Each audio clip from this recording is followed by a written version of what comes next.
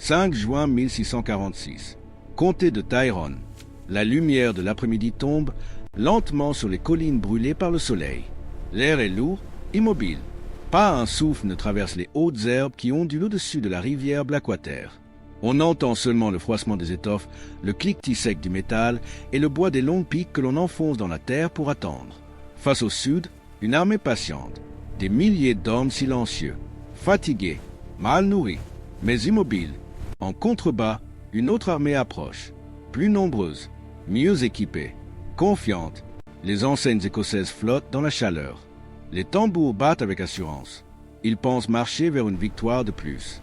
Ils ignorent que le soleil leur brûlera les yeux. Ils ignorent que le terrain ne leur appartient pas. Ils ignorent que cette plaine deviendra l'une des plus grandes défaites de leur histoire. Au centre des lignes irlandaises, un homme observe sans parler. Owen O'Neill, 40 ans d'expérience sur les champs de bataille d'Europe. Il ne donne pas encore l'ordre. Autour de lui, les piques restent dressées, droites comme une forêt immobile. Dans quelques heures, elles ne seront plus seulement des armes. Elles deviendront un symbole. Cette journée, à Benburb, ne décidera pas seulement du sort d'une armée. Elle redéfinira ce que l'Irlande est capable d'accomplir lorsqu'elle combat avec discipline plutôt qu'avec désespoir. Et pourtant, cette victoire éclatante naîtra au cœur d'un pays déjà fracturé. L'Irlande ne s'embrasse pas en un jour. Lorsqu'on revient en arrière, à l'automne 1641, le pays est déjà traversé par des décennies de tensions accumulées. Les plantations d'Ulster, imposées au début du XVIIe siècle après la défaite des grands seigneurs gaéliques, ont transformé le nord de l'île. Des milliers de colons protestants anglais et écossais se sont installés sur des terres confisquées aux clans irlandais catholiques. Des villes nouvelles émergent. Des fortifications se dressent. Un nouvel ordre social s'impose. Pour beaucoup d'Irlandais natifs, cette transformation n'est pas seulement économique. Elle est existentielle. Elle signifie la perte des terres ancestrales, l'effacement progressif des structures claniques et l'exclusion politique d'une majorité catholique privée d'accès réel au pouvoir. En octobre 1641, la tension éclate. Une tentative de coup politique menée par des nobles catholiques dégénère rapidement en insurrection. Dans l'Ulster, des colons protestants sont attaqués. Des massacres ont lieu. Les chiffres exacts restent débattus par les historiens, mais plusieurs milliers de colons périssent dans les violences initiales et les représailles qui suivent. Très vite, la propagande amplifie les récits d'atrocités. En Angleterre et en Écosse, des pamphlets circulent décrivant des scènes de barbarie. L'Irlande devient, dans l'imaginaire protestant, un territoire en rébellion sauvage. La riposte ne tarde pas.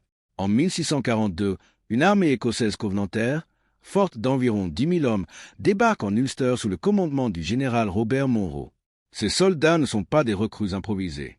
Beaucoup ont servi dans les guerres continentales, notamment dans les conflits de la guerre de 30 ans. Ils sont disciplinés, bien encadrés et soutenus par l'Écosse presbytérienne, déterminés à protéger les colons protestants et à empêcher toute restauration catholique. Dans le même temps, l'Angleterre bascule dans sa propre guerre civile. En août 1642, le roi Charles Ier et le Parlement entrent en conflit armé. Le royaume est divisé. Les ressources militaires sont dispersées. L'Irlande cesse d'être une priorité stratégique cohérente. Elle devient un théâtre secondaire, mais instable, où s'affrontent désormais plusieurs forces aux loyautés différentes. Face à ce chaos, les élites catholiques irlandaises s'organisent. En 1642, la Confédération catholique d'Irlande est formée à Kilkenny. Elle établit un gouvernement de facto, lève des impôts, crée des armées provinciales et cherche à négocier avec la monarchie anglaise. Son objectif n'est pas encore l'indépendance totale, mais l'autonomie religieuse et politique sous l'autorité du roi. L'île est désormais fragmentée en plusieurs camps, les confédérés catholiques, les royalistes fidèles au roi, les parlementaires anglais, les covenantés écossais en Ulster. Cette fragmentation rend la guerre particulièrement brutale et confuse. Les alliances fluctuent. Les campagnes militaires alternent entre sièges, escarmouches et destruction de récoltes. Les civils souffrent autant que les soldats. La famine et les épidémies s'ajoutent au combat. En Ulster, la situation est particulièrement tendue. L'armée écossaise de Monro contrôle plusieurs positions clés. Elle dispose d'artillerie, de cavalerie et d'un noyau d'infanterie expérimenté. Face à elle, les forces irlandaises locales manquent d'entraînement et de coordination. Les premières années du conflit voient une succession d'affrontements indécis, de retraites et de campagnes épuisantes. Pour beaucoup d'observateurs contemporains, l'issue semble prévisible. Les armées professionnelles venues d'Écosse et d'Angleterre paraissent supérieures aux levées irlandaises, souvent composés de paysans armés à la hâte. La supériorité tactique et logistique semble du côté protestant. Mais cette perception va progressivement évoluer. Car au sein du camp confédéré, un homme se distingue par son expérience et sa méthode. Il ne partage pas l'improvisation des premières années. Il ne croit pas aux chars désordonnés ni aux élans impulsifs. Il pense en termes de formation, de discipline, de patience stratégique. Son nom circule déjà parmi les officiers européens. Il a combattu pendant des décennies loin de son île natale. Il a appris la guerre dans les plaines des Flandres, au contact des meilleures armées du continent. Lorsque Owen Roe O'Neill revient en Irlande en 1642, il ne revient pas comme un chef de clan. Il revient comme un professionnel de la guerre moderne. Et dans une île ravagée par la division, cette différence va s'avérer décisive. Lorsque Owen Roe O'Neill débarque en Irlande à l'été 1642, il a plus de 50 ans. Ses cheveux ont blanchi sur les champs de bataille d'Europe. Son nom, pourtant, reste associé à une lignée prestigieuse. Il appartient à la dynastie des O'Neill d'Ulster, héritier des anciens princes gaéliques, défaits au début du siècle lors de la guerre de 9 ans. Mais l'homme qui revient n'est plus seulement un noble exilé. Il est un officier formé à la guerre moderne. Pendant près de 40 années, O'Neill a servi dans l'armée espagnole, principalement dans les Flandres, au cœur de la guerre de 80 ans puis de la guerre de 30 ans. Là-bas, il a combattu dans un environnement où la discipline, la logistique et la coordination entre piquiers et mousquetaires déterminent l'issue des batailles. Il a vu des armées s'effondrer pour un défaut d'alignement. Il a vu des victoires se construire sur la patience et la maîtrise du terrain. Il a appris que la guerre n'est pas une question de bravoure individuelle, mais de cohésion collective. En 1642, la Confédération catholique cherche désespérément des chefs compétents. Les premières campagnes ont révélé les faiblesses structurelles des forces irlandaises. Manque d'entraînement, pénurie d'armes à feu, absence d'encadrement expérimenté. Les soldats sont nombreux, mais mal organisés. Les officiers sont parfois choisis pour leur rang social plutôt que pour leurs compétences militaires. O'Neill arrive avec une autre vision. Il prend le commandement de l'armée confédérée d'Ulster. Très vite, il impose une discipline rigoureuse. Les hommes s'entraînent quotidiennement. Les formations sont répétées jusqu'à l'épuisement. Les piques, longues de 4 à 5 mètres, deviennent l'élément central de son dispositif. Il sait que face à une infanterie expérimentée, la solidité d'un bloc de piquier peut briser une charge et maintenir une ligne sous le feu. Mais la réalité matérielle est brutale. L'armée d'O'Neill souffre de pénurie chronique. Les soldes sont irrégulières. Les uniformes inexistants. Les chaussures manquent. L'artillerie est limitée. Les vivres sont souvent insuffisants. Les troupes doivent parfois survivre grâce aux ressources locales dans un pays déjà ravagé par la guerre. Malgré cela, O'Neill refuse la précipitation. Il évite les affrontements directs tant que son armée n'est pas prête. Il privilégie les manœuvres prudentes, la protection de ses effectifs, la consolidation progressive de ses forces. Cette prudence est parfois critiquée par d'autres dirigeants confédérés, plus enclins aux offensives rapides ou aux négociations politiques. Car pendant que les armées se reforment, la Confédération elle-même est divisée. Une faction souhaite conclure un accord avec le roi Charles Ier afin d'obtenir des garanties religieuses en échange d'un soutien militaire.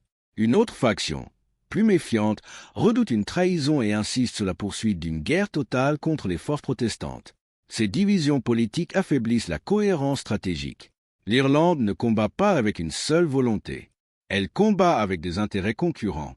En Ulster, cependant, la situation devient plus urgente. L'armée écossaise de Robert Monro reste une menace constante. Bien qu'elle ait subi des difficultés logistiques et des retards de paiement, elle conserve une réputation de professionnalisme. Les Covenantés contrôlent plusieurs places fortes et mènent régulièrement des expéditions punitives contre les territoires confédérés.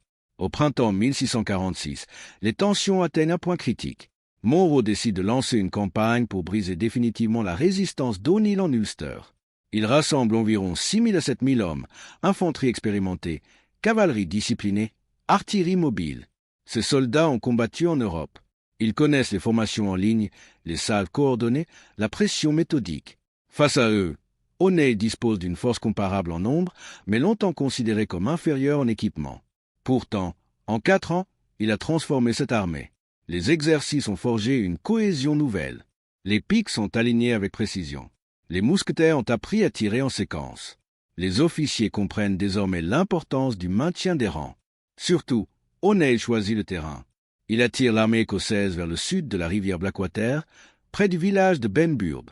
Les collines, les bois et la configuration du sol peuvent neutraliser la supériorité initiale des Covenantés. Il observe les mouvements de Monroe. Il attend le moment où la fatigue, la chaleur et la désorganisation commenceront à affaiblir l'ennemi. Le 5 juin 1646, les deux armées sont désormais face à face. Les Écossais pensent affronter une force qu'ils ont déjà contenue par le passé. Les Irlandais, eux, ne sont plus ceux de 1642. Au centre des lignes d'O'Neill, les blocs de piquiers se forment avec une précision silencieuse. Les hampes de bois s'élèvent, droites et serrées. Elles ne sont plus seulement des armes rudimentaires. Elles incarnent 4 années d'apprentissage, de privation et de discipline. Dans quelques heures, cette transformation sera mise à l'épreuve sous le soleil brûlant de l'Ulster. Et tout ce qui a été préparé en silence devra prouver sa valeur dans le fracas de la bataille. La bataille de Benburb ne peut être comprise par un seul prisme. Elle est le point de convergence de plusieurs réalités humaines, tactiques, matérielles qui, ensemble, expliquent pourquoi une armée longtemps jugée inférieure parvient à renverser l'équilibre. D'abord, l'angle humain. Les soldats d'Owen Roe O'Neill ne sont pas des professionnels de carrière au sens européen du terme. Beaucoup sont des paysans d'Ulster. Certains ont perdu leurs terres lors des plantations. D'autres ont vu leur famille déplacée ou tuée depuis 1641. Leur engagement n'est pas abstrait. Il est lié à la survie, à la mémoire, à la foi catholique menacée. Pourtant, cet engagement émotionnel ne suffit pas à faire une armée. Ce qui les distingue en 1646, c'est la discipline acquise. Ils ont appris à tenir leur position, à rester alignés malgré la fatigue, à obéir à des ordres précis. Leur motivation est désormais encadrée par une structure militaire. En face, les Covenantés écossais sont des vétérans aguerris. Nombre d'entre eux ont servi dans les conflits continentaux. Ils appartiennent à une tradition presbytérienne militante, convaincus de défendre une cause religieuse juste. Ils protègent les colons protestants et considèrent l'insurrection irlandaise comme une menace existentielle. Leur confiance repose sur l'expérience. Depuis 1642, ils ont souvent dominé les affrontements en Ulster. Cette assurance forge leur morale, mais elle nourrit aussi une certaine rigidité. Deuxième angle, le terrain et la tactique. O'Neill ne cherche pas la confrontation immédiate. Il choisit un emplacement au sud de la rivière Blackwater, près d'une élévation qui oblige l'armée adverse à manœuvrer sous la chaleur de juin. Le 5 juin 1646 est une journée exceptionnellement chaude. Le soleil descend lentement vers l'ouest, plaçant les Écossais dans une position où la lumière et la fatigue joueront contre eux. Les troupes de Monroe ont effectué une marche prolongée avant d'atteindre le champ de bataille. Leur déploiement est allongé. Le terrain irrégulier perturbe l'alignement parfait que nécessite l'infanterie en formation serrée. Chaque minute passée sous le soleil affaiblit leur cohésion. O'Neill attend. Il maintient ses lignes en position défensive. Ses piquiers sont disposés en blocs compacts, soutenus par des mousquetaires capables de délivrer des salves coordonnées. Il ne lance pas d'attaque prématurée. Il laisse l'adversaire avancer, s'étirer, perdre de son élan initial. Troisième angle, l'arme elle-même. La pique, longue hampe de frêne ou d'orme terminée par une pointe d'acier, peut sembler archaïque. Pourtant, au milieu du XVIIe siècle, elle reste essentielle. Les mousquets sont lents à recharger. Après une salve, l'infanterie est vulnérable. La pique protège, maintient la distance, empêche la cavalerie de percer. Elle exige une discipline absolue. Une ligne mal alignée crée une brèche. Une brèche entraîne la panique. Chez O'Neill, la pique devient le symbole d'un ordre retrouvé. Les hommes la tiennent droite, serrée contre l'épaule. Le bois absorbe la sueur des paumes. Le métal scintille sous le soleil d'Ulster. Ce ne sont plus des groupes dispersés. C'est une structure cohérente, une forêt organisée prête à avancer ou à résister selon un commandement unique. En face, les Écossais utilisent également le système Pike and Shot.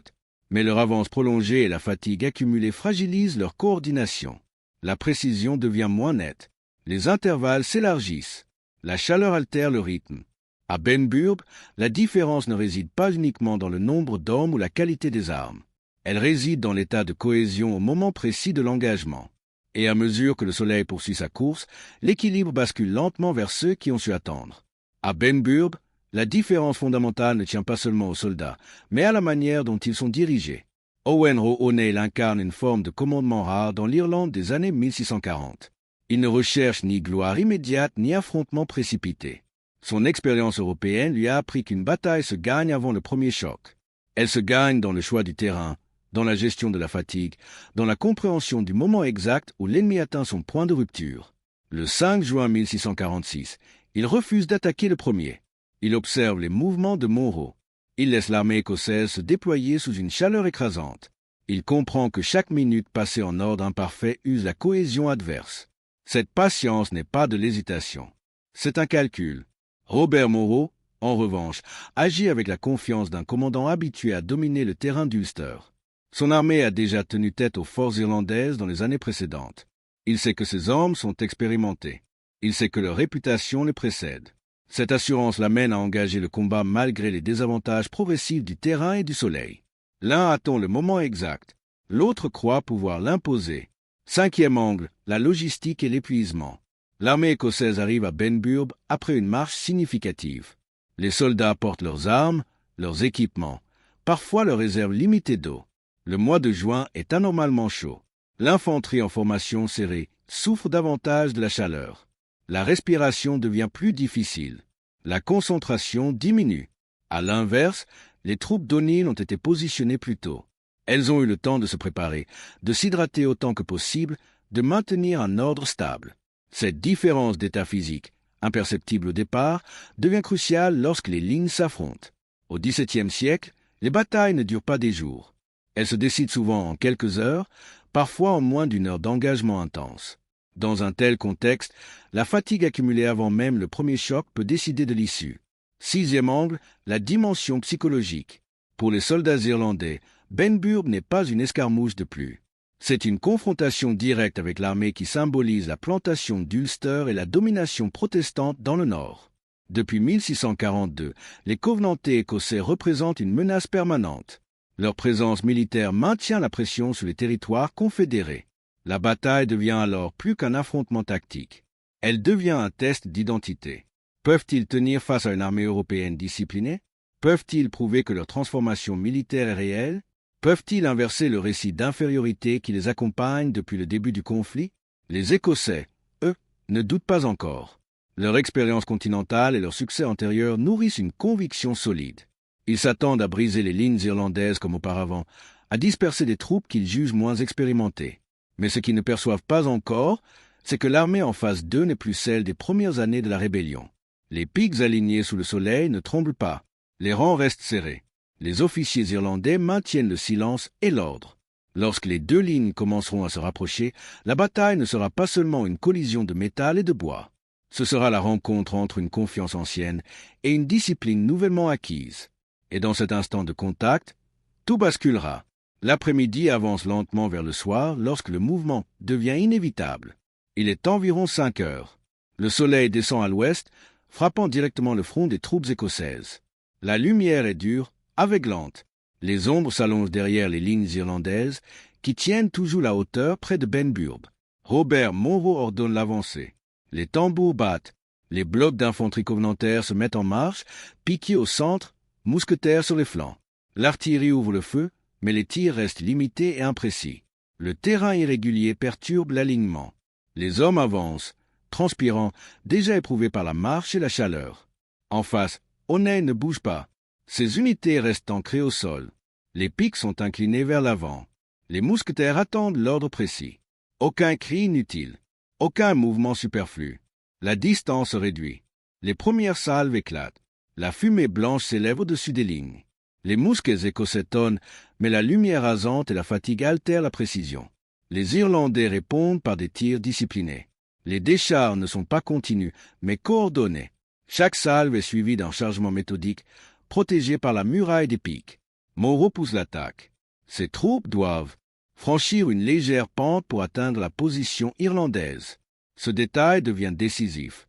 Monter sous la chaleur, en formation serrée, exige un effort supplémentaire. Les intervalles s'élargissent légèrement. Les rangs se désalignent. O'Neill observe encore. Il attend que la cohésion adverse montre des signes visibles de tension. Il sait qu'une attaque prématurée disperserait l'avantage du terrain. Il laisse l'ennemi s'engager pleinement. Lorsque les lignes entrent enfin au contact, le choc est brutal. Les piques se croisent. Le bois heurte le bois. Les pointes d'acier cherchent les ouvertures. Les formations se pressent, homme contre homme, boucliers de chair et de métal. Les mousquetaires, désormais trop proches pour tirer efficacement, reculent derrière les blocs de piquiers. À cet instant, la bataille devient une question de maintien. Qui tiendra le plus longtemps sans rompre? Les Écossais tentent d'imposer leur expérience. Leurs officiers crient des ordres pour resserrer les rangs. Mais la pente, la chaleur et la pression frontale commencent à peser. Les soldats qui avancent depuis plusieurs heures doivent désormais pousser contre une ligne stable, reposée, soutenue par le terrain. O'Neill donne alors un ordre mesuré. Ses réserves avancent. Ce n'est pas une charge désordonnée. C'est un renforcement précis, injecté au point de tension maximale. Les blocs irlandais se densifient. Les piques avancent d'un pas synchronisé. Le soleil, désormais bas, frappe directement les visages écossais. La visibilité diminue. La sueur brûle les yeux. La respiration devient plus lourde. Progressivement, imperceptiblement, la ligne covenantaire cesse d'avancer. Elle commence à céder du terrain. Ce recul initial n'est que de quelques pas. Mais dans une formation serrée du XVIIe siècle, quelques pas suffisent à ébranler la confiance collective. La pression irlandaise augmente. Les piques avancent encore. Et dans ce mouvement presque mécanique, quelque chose se fissure au cœur de l'armée écossaise. Le moment décisif arrive quelques instants plus tard. La ligne écossaise, déjà fatiguée et désorganisée, commence à se fissurer sous la pression méthodique des blocs de piquiers d'O'Neill. Les mousquetaires irlandais tirent à courte distance, chaque salle coordonnée avec un pas mesuré des piques. Le choc est brutal, mais ordonné. Chaque mouvement de l'armée d'O'Neill est calculé, chaque geste répété des milliers de fois lors des exercices précédents. La discipline se transforme en puissance. Monro réalise tardivement que son front est comprimé. Les hommes au centre ne peuvent plus maintenir la cohésion. La cavalerie sur les flancs tente de repousser les Irlandais, mais le terrain et la fatigue limitent son efficacité. Les intervalles entre les rangs écossais s'élargissent, offrant aux piquiers d'O'Neill des brèches dans lesquelles ils s'engouffrent. À ce stade, la bataille bascule définitivement. Les lignes écossaises cèdent et la panique se propage. Des hommes commencent à fuir, d'abord isolément, puis en groupe. La retraite devient désordonnée. L'armée écossaise se retrouve coincée contre la rivière Blackwater, incapable de se reformer sur un terrain favorable. Le chaos est total. O'Neill ordonne la charge finale. Les piques, symboles de discipline et de préparation, ne sont plus simplement défensives. Elles avancent avec force, brisant les derniers rangs résistants. Les mousquetaires encadrent la progression, éliminant les points faibles. Les cris et le fracas du métal résonnent dans la vallée. La bataille, jusque-là tendue et méthodique, se transforme en déferlement contrôlé de violence. Les pertes écossaises sont catastrophiques. Environ 3000 hommes tombent, tués ou blessés.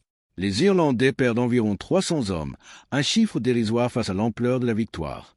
L'artillerie écossaise est capturée. Les munitions et les provisions tombent entre les mains des vainqueurs. Pour Owen Roe O'Neill, ce succès n'est pas seulement militaire. Il est symbolique. Une armée longtemps perçue comme inférieure a vaincu un adversaire expérimenté, renforçant la légende de sa compétence et de la discipline irlandaise. La bataille de Benburb montre que la formation, la patience et la stratégie peuvent triompher du nombre et de l'expérience individuelle. Lorsque le soleil se couche sur Benburb, les piques restent dressées, non plus en attente mais en signe de victoire. Elles incarnent la maîtrise, l'ordre et la résistance de toute une armée transformée. Le terrain, autrefois théâtre d'incertitude, est désormais marqué par la réussite stratégique et la détermination d'O'Neill. La victoire éclatante sur les Covenantés est accomplie. Mais, comme souvent dans l'histoire, un triomphe sur le champ de bataille ne garantit pas la stabilité politique ou le succès à long terme. L'instant de victoire à Benburb résonne immédiatement à travers l'Ulster et au-delà. Les villages proches célèbrent, mais la nouvelle se répand rapidement parmi les troupes et les commandants. Une armée irlandaise, disciplinée et méthodique, a écrasé une force considérée jusque-là invincible. Les chroniques contemporaines rapportent des récits de stupéfaction. Les Covenantés eux-mêmes peinent à comprendre comment leur expérience et leur réputation ont été réduites en poussière par une armée qu'ils jugeaient inférieure. Sur le plan militaire immédiat, les conséquences sont tangibles. Les Irlandais capturent plusieurs pièces d'artillerie et un nombre considérable d'armes et de munitions, renforçant leur arsenal pour les campagnes à venir. Le moral des troupes confédérées atteint un niveau inédit. Pour la première fois, les hommes sentent que la victoire contre des forces européennes disciplinées n'est pas une chimère, mais une réalité tangible. Les Covenantés, eux, sont démoralisés. Robert Monro doit se replier, emportant les survivants dans une retraite précipitée vers le nord. Les pertes sont lourdes et irrécupérables à court terme. Environ 3000 hommes morts de combat, un désastre stratégique pour une force dont l'objectif était d'écraser définitivement l'armée d'O'Neill. Dans la perspective de Monro et de ses supérieurs en Écosse, le choc dépasse la simple défaite tactique. C'est un signal que les forces irlandaises ne peuvent plus être ignorées et que la guerre en Ulster prendra désormais une tournure incertaine. Politiquement, la bataille renforce temporairement la position de la Confédération catholique. Elle démontre qu'une armée structurée et dirigée par un commandant expérimenté peut défier la supériorité apparente des forces étrangères.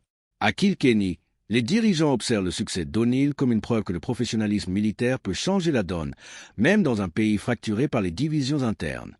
Pour la population civile, la victoire de Benburb représente un symbole d'espoir et de fierté. Les récits des survivants irlandais et des villageois parlent d'un triomphe de l'ingéniosité, de la patience et de la discipline sur la brutalité brute et l'arrogance ennemie. Les piques, jusque-là simples instruments de guerre, deviennent un symbole de résistance, de survie et de la capacité d'une nation à se défendre malgré les obstacles matériels et politiques. Et pourtant, malgré cette victoire écrasante, l'histoire montre que la guerre est rarement concluante en une seule journée.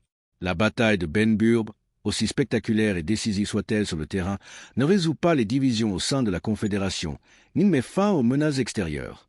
L'Ulster reste contesté, et la politique interne demeure complexe et fragile. Les mois qui suivent Benburb révèlent rapidement les limites de la victoire. Sur le champ politique, la Confédération catholique est toujours divisée. À Kilkenny, certains dirigeants militent pour une alliance avec le roi Charles Ier, espérant sécuriser des concessions religieuses et politiques. D'autres, plus méfiants, considèrent toute négociation avec les royalistes comme une trahison de l'effort militaire et estiment que seule une autonomie réelle permettra de protéger les droits catholiques. Ces fractures ralentissent toute exploitation stratégique de la victoire de Benburb. O'Neill aurait pu capitaliser sur le désarroi des Covenantés et étendre son contrôle sur l'Ulster, mais les conflits internes et le manque de coordination avec d'autres commandants confédérés l'empêchent de lancer une offensive décisive. La victoire, aussi éclatante soit-elle sur le terrain, reste isolée dans le contexte plus vaste de la guerre en Irlande. Dès 1647, de nouvelles difficultés apparaissent. Les troupes de Monro se reforment partiellement, bien que diminuées, tandis que d'autres forces anglaises et royalistes continuent à influencer le nord du pays. Les confédérés doivent faire face à la réalité. Une seule bataille, même spectaculaire, ne suffit pas à garantir la sécurité ou l'indépendance. Les piques dressées à Benburb symbolisent la discipline et la résistance, mais elles ne peuvent pas résoudre les tensions politiques ou les ambitions des puissances étrangères. La mort d'O'Neill en 1649 marque un tournant. L'homme qui avait incarné la victoire irlandaise la plus éclatante disparaît avant de pouvoir consolider le succès de Benburb. Peu après, l'Irlande connaît l'invasion de Cromwell, une campagne qui écrase brutalement les forces confédérées et redéfinit la géopolitique de l'île pour les décennies suivantes. Pourtant, Benburb reste dans les mémoires comme un exploit militaire unique. Les rapports contemporains et les chroniques européennes s'étonnent qu'une armée composée de paysans et de soldats locaux ait pu infliger une défaite écrasante à une force expérimentée. Les observateurs notent la précision du commandement d'O'Neill, la discipline de ses troupes et l'efficacité de la combinaison pike and shot. Dans le contexte de la guerre des Trois Royaumes, cette bataille démontre que la maîtrise tactique et la cohésion peuvent parfois surpasser l'expérience et le nombre. Mais elle illustre aussi la fragilité d'une victoire qui n'est pas soutenue par une stratégie politique cohérente et une unité nationale durable. Les lignes de Benburb, les piques dressées et les corps étendus sur la plaine resteront longtemps gravés dans l'imaginaire irlandais, symbole d'une force capable de résister, mais limitée par la politique, les divisions et le temps. La bataille de Benburb résonne à travers l'histoire comme un paradoxe de la guerre, un triomphe éclatant sur le plan militaire, mais une victoire fragile sur le plan politique. Les piques qui s'étaient dressées dans le silence du matin, immobiles et disciplinés, symbolisent cette tension, la puissance d'une armée capable de se transformer par la patience et l'ordre, mais limitée par les divisions et les contraintes qui la dépassent.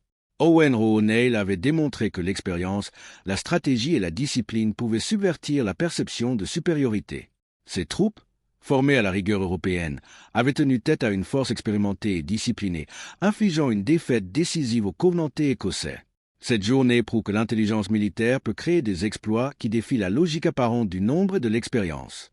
Pour l'Irlande, Benburb reste un symbole, l'aspiration à la maîtrise de son destin, la force de la résilience et la capacité à s'élever malgré les épreuves et les divisions internes. Mais la bataille rappelle aussi la fragilité des victoires qui ne s'accompagnent pas de cohésion politique. La guerre est autant une question de stratégie que de circonstances. La discipline et le courage suffisent parfois à vaincre sur le champ de bataille, mais l'histoire montre que le pouvoir véritable exige plus. L'unité, la vision et la continuité. Dans le silence qui suit le fracas, lorsque les corps sont relevés et que les piques sont à nouveau plantés dans la terre, on comprend que Benburb n'est pas seulement un triomphe militaire. C'est un rappel éternel que la liberté et la maîtrise, qu'elle soit d'une armée, d'une nation ou d'un peuple, repose sur la patience, la préparation et la capacité à transformer la discipline en force durable. Le vent caresse les airs de la plaine de Blackwater. Les piques, droites et silencieuses, continuent de raconter cette histoire, celle d'un peuple capable de se dresser contre l'adversité, mais aussi d'un triomphe qui, sans la sagesse politique, reste un moment de gloire suspendu dans le temps. La bataille de Ben Burb a changé la perception de ce que l'armée irlandaise pouvait accomplir. Elle a gravé dans les mémoires un exemple de discipline, de stratégie et de courage qui transcende les siècles, un symbole de ce que la détermination et l'ordre peuvent réaliser, même dans un monde fracturé par la guerre et la politique.